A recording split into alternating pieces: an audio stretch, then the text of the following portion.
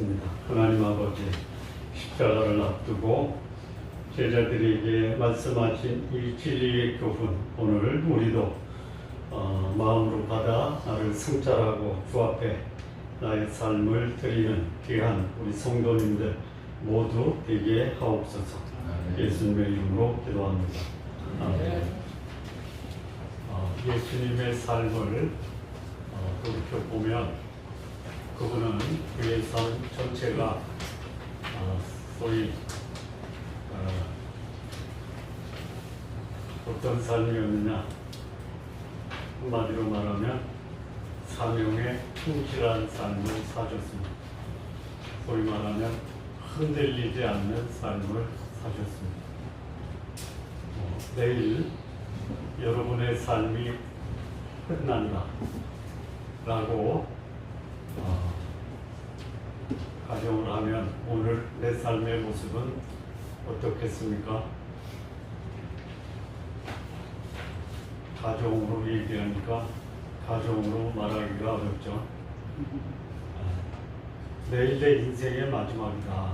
그러면 어떤 분은 사과나무를 심겠다. 이런 분도 있어요. 예수님의 생을 보면 시작부터 마지막까지 흐트러짐이 없는 견고한 그리고 일관된 삶을 사셨습니다. 우리 성도님들의 삶이 흔들리지 않고 목표를 향해서 일관적 삶을 사시기를 바랍니다. 여러분의 삶을 흔들리게 하는 것이 어떤 것들이 있습니까? 아마 누군가로부터 전혀 근거 없는 모함이나 비난을 받으면 흔들리시죠? 안 흔들리면 대단한 분입니다. 어떻게 대단하냐? 저 사람 예수님 닮았네.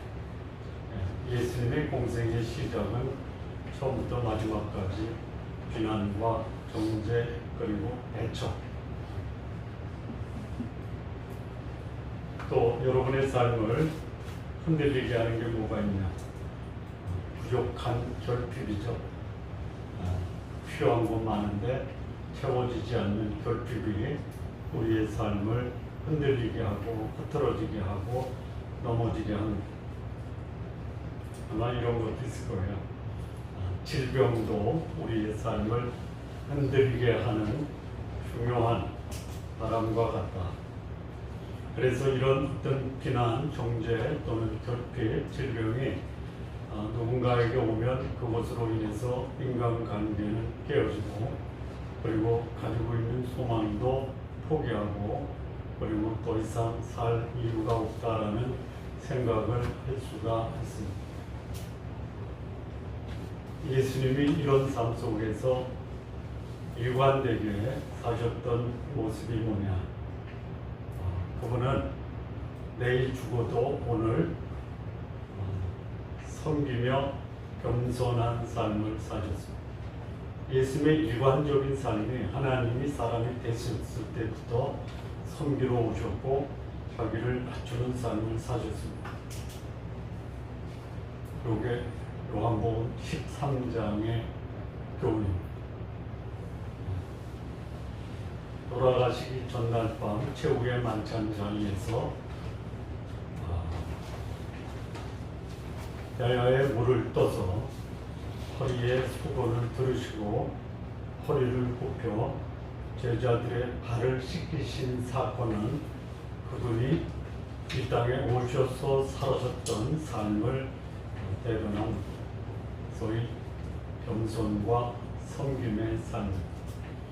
예수님을 믿고 그를 따르겠다라고 한 번 정도는 다짐해본 적이 계신 성도님들 겸손하고 섬기면서 사시는 삶을 사셨으면 좋겠습니다.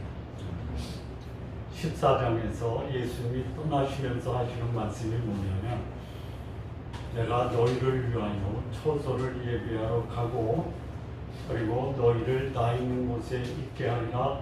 너희는 마음에 근심하지 말라. 하나님을 믿으니 또 나를 믿으라. 예수님이 일관되게 그분은 아버지께로 갈 것을 말씀하셨고 그의 제자들 또는 오늘 이 시대를 살고 있는 성도들에게 천국의 소망을 갖고 살아라. 근심 많은 세상에 얽매여 근심 불안하지 말고 천국의 소망 가운데 살라고 권면을 하셨습니다. 우리 성도님들 천국의 소망으로 오늘의 삶을 사시기 바랍니다. 그리고 15장에서 예수님은 포도나무와 가지의 비유를 통해서 우리가 이 땅에서 생명력 넘치는 활기 있는 삶을 사는 비결, 예수님 안에 거하는 삶으로 우리는 열매 맺고 안정된 삶을 살 수 있다. 다시 말하면 예수님의 생명을 꾸준히 받는 삶, 예수님과 아낌없는 교제의 삶이 이 땅의 삶을 고난과 또 어려움 속에서도 열매 맺는 삶을 살고 그 열매 맺는 삶이 예수님을 믿는 삶이다 라고 말씀하시면서 오늘 사는 우리들에게 동일한 본문의 말씀을 하십니다. 정리할까요? 예수님이 떠나기 하루 전에 제자들에게 하신 말씀이 뭐냐? 첫째는 섬기면서 겸손히 살아라. 두 번째는 천국의 소망을 두고 살아라. 세 번째는 포도나무에 붙어있는 예수님과의 생명적, 유기적 관계를 유지하며 오늘의 삶을 살아라. 이게 우리는 지난주까지 함께 나눴던 말씀을 정리한 겁니다. 그리고 오늘 예수님은 겟세마네 동산 거기서 제자들에게 말씀하시는 것이 뭐냐면 너희가 세상에서 미움도 받고 박해도 받는다 라고 말씀하십니다. 예수님 믿는 삶에 소위 섬기며 겸손히 살고 천국의 소망을 갖고 예수님 안에 거하는 삶이 세상에서 인정과 칭찬도 받지만 미움과 박해도 받는다라는 것입니다. 그 예수 믿는데 세상으로부터 칭찬과 부러움만 받는다.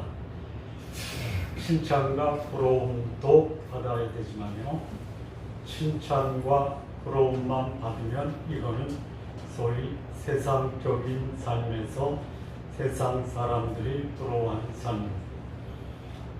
예수 믿는 삶은 부러워하는 삶도 살아야 되지만 그 부러움의 대상이 세상적 기준으로 봤을 때 그 기준에 과분한 삶이 세상에 부러움이 된다면 이거는 뭔가 심각하게 고민해 봐야 될 점이 있습니다. 오히려 세상이 부러워하는 이유가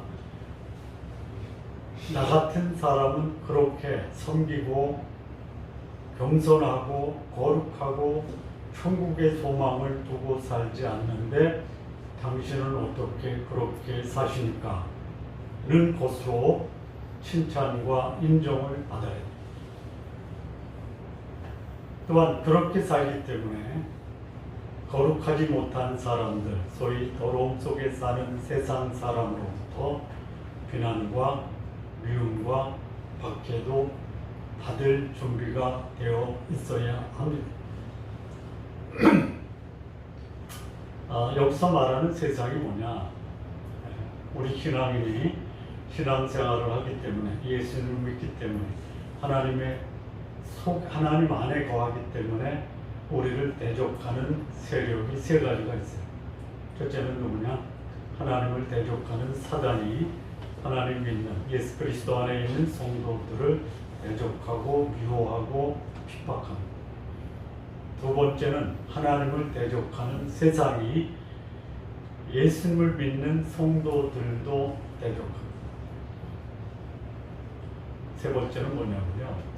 요거 인정하고 싶지 않아도 우리는 이 사실을 분명히 인식해야 될 필요가 있어요. 여러분을 대적하는 대적 중에 가장 강력한 대적 중에 하나가 누구라고 생각하세요? 아세요? 나예요. 나의 뭐냐면 이렇게 살면 안 되는데 라고 하면서 거룩함을 추구하는 경건한 나가 아니라 내 속에 거룩함과 함께 공존하고 있는 이 세상의 욕망 속에 빠져있는 육체가 나의 대적입니다. 다 강력해요. 그런데 이 세상이 무엇을 가지고 우리를 유혹하고 무너뜨리고 무너지지 않으면 위로하고 그 다음에 핍박하느냐, 세 가지를 가지고 우리를 넘어뜨리려고 하는데요. 첫째는 뭐냐, 소위 법이에요. 법, 제도, 반행. 이거 가지고 그냥 무너뜨립니다. 그걸 거절하잖아요. 어떻게 해요? 너 우리 조직에서 필요가 없어. 조직에서 살아남으려면 어떻게 해야 돼요? 심지어 어버이 수령님이라고 불러야 돼요. 두 번째는 뭐냐면 소위 말하는 유행이라고 해요. 따라가야 돼요. 그 유행에 못 따라가면 난 도태된다. 이런 피해의식을 가져서 없어도 먹는 거는 라면을 먹어도 걸치는 것은 피가 번쩍해야 된다. 세 번째는 뭐냐면요, 사조 또는 철학이에요. 철학. 이 세상의 철학은 크게 두 가지가 핵심입니다. 하나는 뭐냐, 이 철학이 굉장히 수준 높잖아요. 근데 결국 따지고 보면 두 가지예요. 근거를 가지고 행동하라. 두 번째, 논리적으로 합리성이 있어야 된다. 이 두 가지인데요. 이게 뭐예요? 보이지 않는 하나님을 대적하는 가장 효과적인 방편 도구예요. 하나님 봤어? 천국 봤어? 지옥 봤어?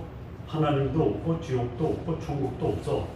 그러면요, 이 경험과 합리성이 사람들에게 미혹하는 아주 좋은 도구가 뭐냐? 내 몸의 육체. 종계 종거야. 종계 종거입니까? 종계 종거죠. 종거를 안 좋다라고 하면 누가 하겠어요? 그런데 무엇이 종계 종건지를 결정하냐면 열매가 결정하는 거예요. 열매. 선한 열매를 맺는 사람은 그에게 영향을 끼친 게 선한 거예요. 나쁜 열매를 맺으면 나쁜 영향을 받은 거예요. 그러니까 좋은 게 겉만 좋을 수 있고요. 내면은 거기에 독이 들 수도 있어요. 이 세상에. 그래서 예수님이 이 떠나기 전날 마지막으로 말씀하신 것 중에 하나가 뭐냐면 세상이 너희를 미워하고 박해한다. 그러면 이 세상을 사는 우리들이 겸손히 섬겨라, 천국을 소망하라, 그리고 예수님 안에 거하라. 거기에 더 붙여서 세상으로부터 미움과 박해를 받을 때 각오하라 이거예요. 각오하라. 예수님 믿고 거룩한 삶을 사는데 세상이 너희를 사랑한다. 그러면 예수님 믿고 거룩한 삶을 살고 있지 못한다라고 예수님이 말씀하시는 거예요. 세상이 너희를 미워하면 미워할 수밖에 없어요. 예수님을 미워했던 세상이 예수님을 믿고 예수님을 따르는 거룩한 삶을 사는 성도들을 사랑할 수가 없어요. 세상이 너희를 미워하면 그런 줄 알아라. 왜냐? 너희보다 먼저 나를 미워했다라는 거예요. 미워하는 이유가 뭐예요? 이유가 없어요. 예수님을 따른다라는 것 때문에 미워하는 거예요. 우리가 읽었던 말씀 25절인가요? 25절. 너희 율법에 기록된 바와 같이 그들이 아무 이유 없이 나를 미워하였다 하는 말을 응하게 하려 함이라고 했어요. 이게 이 시대를 살아가는 성도들이 인식을 해야 돼요. 저 사람은 왜 나를 비호해? 그 사람이 신앙이라는 나의 잘못을 지적하기 위한 사랑의 권면이 될 수 있지만요. 세상에 속한 사람이 나를 미워한다. 이유는 뭐래요? 거룩하게 살아. 안 살고 싶거든요. 나 육체적 필요 채워줘. 안 채워주거든요. 네? 그러면 미워할 수밖에 없는 거예요. 그래서 여기 19절 말씀, 너희가 세상에 속하였다. 세상에 속하였다가 뭐예요? 이 세상의 제도와 유행과 철학을 따라간다. 예? 사단과 세상과 육체의 노예로 살아가면 세상이 너희를 사랑하는 거예요. 우리 편이잖아요. 우리 편. 이 세상의 그 뭐랄까요? 흐름 속에 하나가 뭐냐면 편가르기예요. 편가르기. 우리 편은 잘못해도 잘했고요. 남의 편은 잘해도 못한 거예요. 이게 세상의 유행과 제도와 그 다음에 이게 사조예요. 사조. 그래서 너희가 세상에 속했으면 세상이 너희를 사랑한다. 근데 너희는 세상에 속한 자가 아니다 이거예요. 여러분을 볼 때 여러분을 보는 사람이 저 사람은 세상 닮은 사람과 달라. 그게 뭐예요? 세상과 다르게 산다라는 말을 다른 말을 뭐라고 해요? 거룩하다라는 거예요. 저 사람은 달라. 세상에 속한 자가 아니에요. 도리어 예수님께서 그들을 세상에서 택하였기 때문에 세상이 그들을 미워하는 거예요. 여러분 미움 받으면요, 내가 예수님께 속했구나 라고 감사하십시오. 내가 잘못한 거 없는데 왜 나를 미워해? 잘못한 거 있어서 미워하면 당연히 받아야 돼요. 근데 잘못한 게 없어요. 근데 미워해. 그러면 어떻게 하라고요?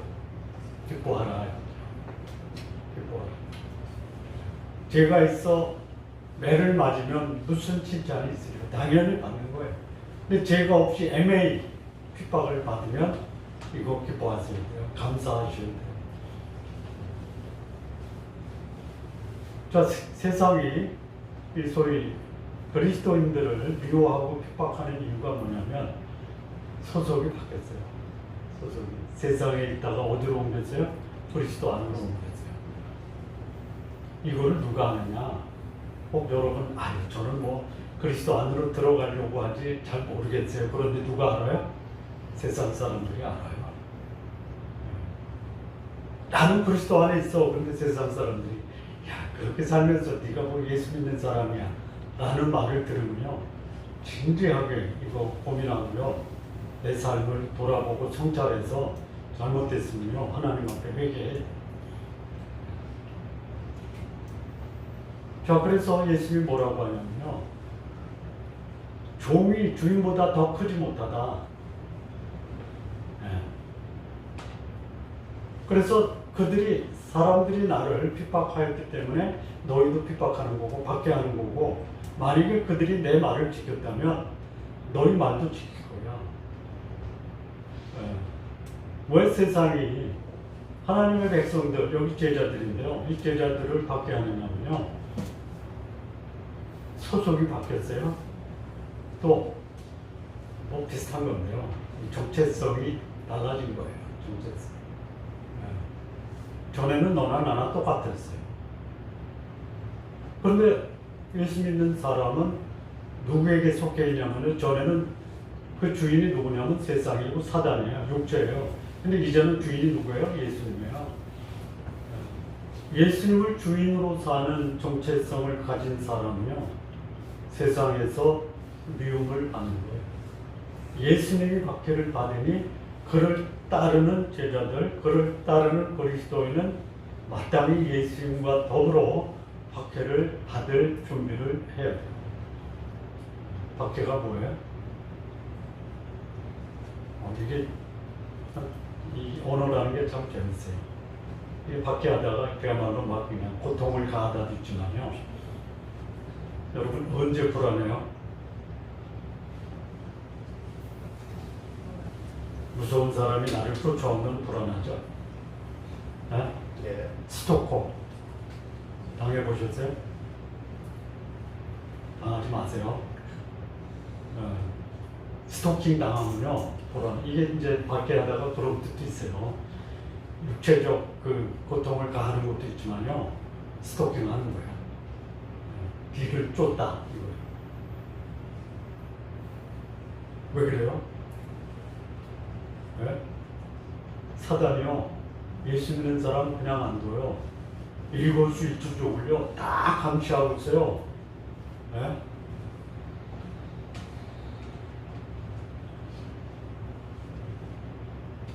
조심하세요. 네? 왜 세상이 우리를 비호하느냐? 자기에게 속했던 사람이 예수님 안으로 소속을 옮겼어요. 그리고 자기와 똑같은 삶을 살았던 그 죄인된 사람이 의로운 사람으로 정체가 바뀐 거예요. 그래서 이 세상이 누구를 핍박해야 되냐면 주인을 핍박하면 종은 따라가요. 그래서 예수님을 핍박하는데요. 예수님을 핍박하는 그 이유가 두 가지가 있어요. 21절.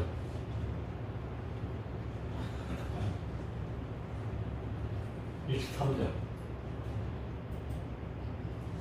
24절. 아니, 21절 보세요. 20절. 아니, 21.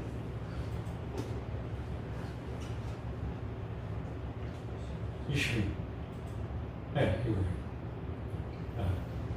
내가 와서 그들에게 말하지 아니하였더라면, 네? 말하지 아니하였더라면 죄가 없어요. 그런데 지금은 그 죄를 핑계할 수 없어요. 예수님이 말하는 것이 세상이 예수님을 미워하고 박해한 이유예요. 무슨 말씀하셨어요? 네? 무슨 말씀하세요? 너희는 너희 죄 가운데 죽으리라. 기분 좋아요, 나빠요? 네? 나는 세상에 빛으로 왔다. 그런데 빛으로 온 나를 너희가 빛보다 어둠을 더 사랑하기 때문에 나를 대적했다 이거예요. 네. 나는 하나님이다. 네. 나는 거룩한 자의 아들이다. 이 말을 들은 소위 당시의 세상 유대인들이 예수님을 그냥 안 들어요. 미워하고 증오하고 박해하고 심지어 죽이려고 하고. 여러분, 여러분의 언어로 사람들에게 비난을 받을 때 이 말이 합당치 못한 말이라면 받아도 싸지만요, 내가 하는 말이 진리의 말이에요. 거룩한 말이에요. 생명의 말이에요. 그리고 그들로 하여금 그들의 죄를 깨닫게 하는 말이에요.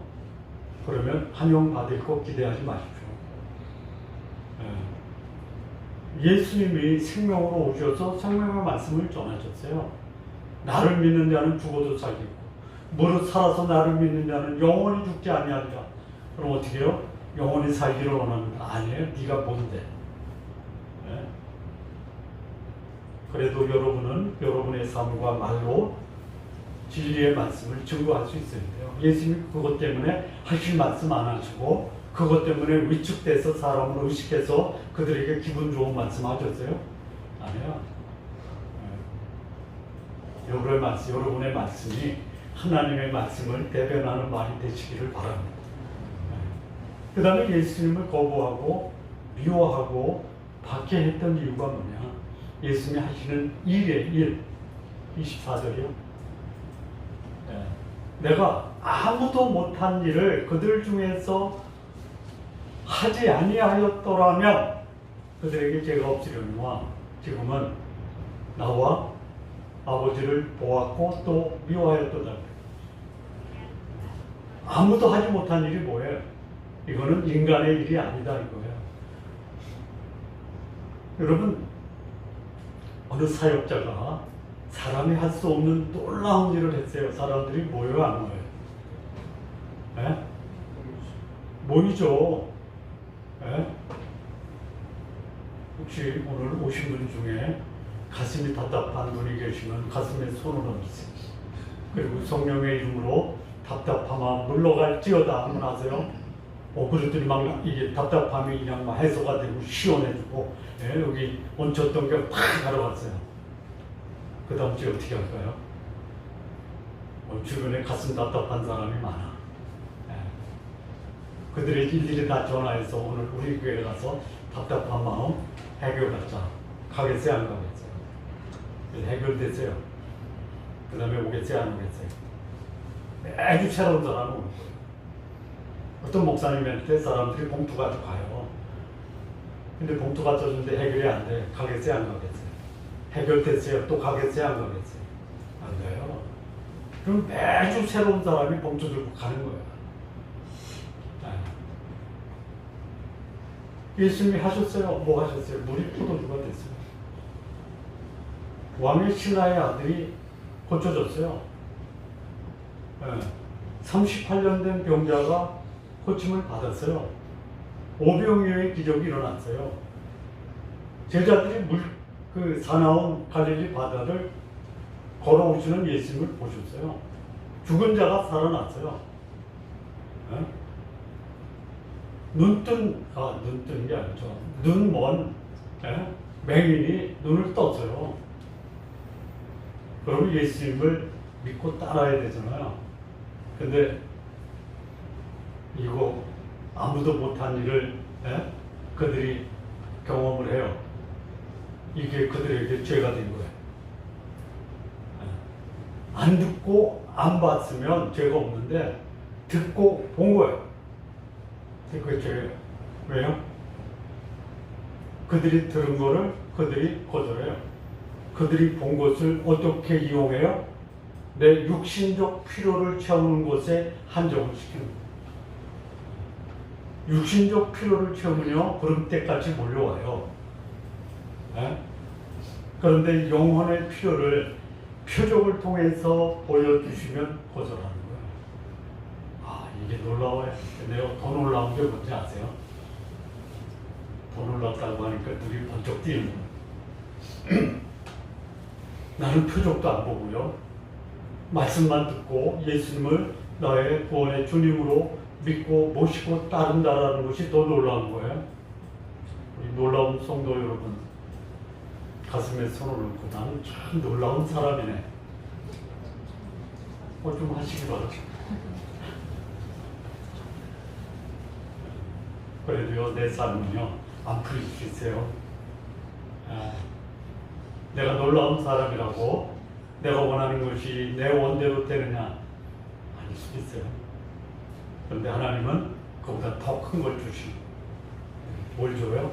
겸손히 살아야 돼. 천국을 소망하며 살아야 돼. 예수님 안에 머물러 있어야 되겠다.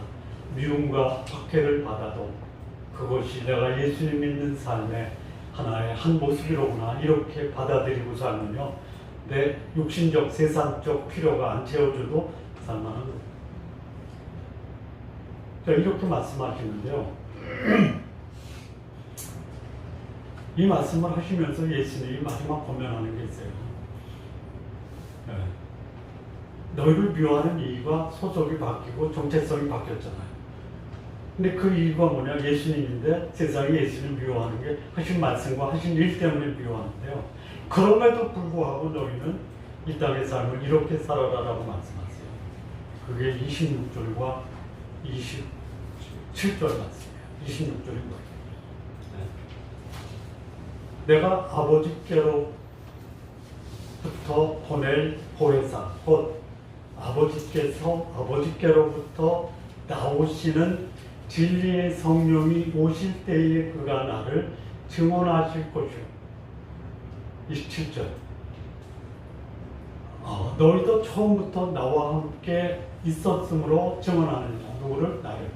그래서 예수님이 그를 따르는 삶이 미움과 박해를 받을지라도 그럼에도 불구하고 너희는 너희의 삶을 통해서 나를 증언하라. 증언할 수 있는 그 증언의 내용을 누가 하셨냐? 예수님이 하셨습니다. 내가 너희에게 보낼 보혜사, 또 아버지께로부터 나오시는 진리의 성령이 오실 때에 누구를 증언한다? 나를 증언해요. 여러분, 성령의 역사 따로, 예수님의 사역 따로 아니에요. 이렇게 강조하는 분이 있어요. 지금은 성령의 시대다. 맞아요. 그래서 예수님은 이미 사역을 완수하고 떠나셨기 때문에 지금은 성령의 은사, 성령의 능력, 성령의 임재, 기름 부음, 이것이 우리 시대의 하나님의 역사다라고 하는 것은 굉장히 조심스러웠대요. 예수님이 하시는 게 뭐예요? 인류를 위한 구원이야. 성령의 사역이 뭐예요? 인류를 위한 구원을 예수께서 오셔서 완성하셨다라는 것을 성령이 증언하는 거예요. 그러면 그를 믿고 따르는 자는 어떻게 해야 돼요? 여기 예수님이 제자들에게 너희가 3년 반 동안 나를 따라다니는 내가 한 게 뭐냐? 어두운 세상에 빛으로 왔다. 절망 속에 있는 사람에게 소망을 주기 위해서 왔다. 죽은 자를 살리기 위해서 왔다. 이 말씀을 본 너희들이 이제는 내가 떠나도 이 증언의 사역을 너희들이 해야 된다라고 말씀하죠. 이 말씀 전체를 정리하면요, 예수님이 마지막 제자들에게 하신 말씀이 뭡니다. 나 가는데 너희는 겸손히 섬기면서 살아라. 천국을 소망하라. 그리고 내 안에 거하라. 그런데 그 삶이 평탄하지가 않다. 증오와 박해를 받을 수 있다. 받을 수 있어요. 근데 거의 받는 쪽이 많아요. 안 받을 수도 있어요. 안 받는 사람은 예수 믿지 않는 사람이다 라고 말하지 마세요. 그럴 수도 있어요. 그러나 그리스도 안에서 거룩하게 살고자 하는 자는 핍박을 받을 수 있어요. 왜 그래요? 소속이 바뀌었잖아요. 정체가 바뀌었잖아요. 어떤 정체로? 예수님의 정체로 바뀌고요. 예수님의 소속으로 바뀌고. 세상이 예수님을 미워하는 이유가 뭐예요? 예수님이 하신 말씀과 예수님이 하신 표적이 세상이 예수님을 표적으로 해서 박해하고 증오하는 거예요. 그럼에도 불구하고 우리는 어떻게 해요? 예수님을 증언하는 삶을 살아야 된다. 어떻게 증언해요? 말과 행동. 근데 말보다 행동이 더 크죠. 사람 만나서 복음을 전하는 게 부담스러우면요, 삶으로 사시기 바랍니다. 어떻게 살아요? 거룩하게 사시면 돼요. 거룩하게. 이런 거룩한 삶으로 우리 성도님들의 삶이 우리 주님 예수 그리스도 그분을 증거하는 증인의 삶 모두 사시기를 진심으로 바랍니다. 아멘. 기도하겠습니다. 하나님 아버지 감사합니다. 주님 이 땅에 오셔서 이관적인 삶, 흔들리지 않는 삶을 사셨는데 우리도 예수님을 닮아 예수님 안에서 좀 겸손히 섬기며 그리고 천국을 소망하며 예수 그리스도와 교제하는 삶 살아가는 우리 귀한 성도님들 모두 되게 하시고 예수님을 증거하는 자 되게 하옵소서. 예수님의 이름으로 기도합니다. 아멘.